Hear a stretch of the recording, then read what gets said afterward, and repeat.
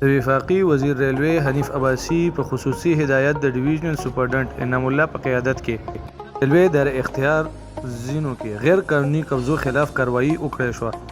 کارروایانې پېښور، نوخار، مردان، میاوالی او په کالاباغ کې وکړای شوې. د دې اراضیانو قیمت تقریباً 27 کروڑ ښودلی شي.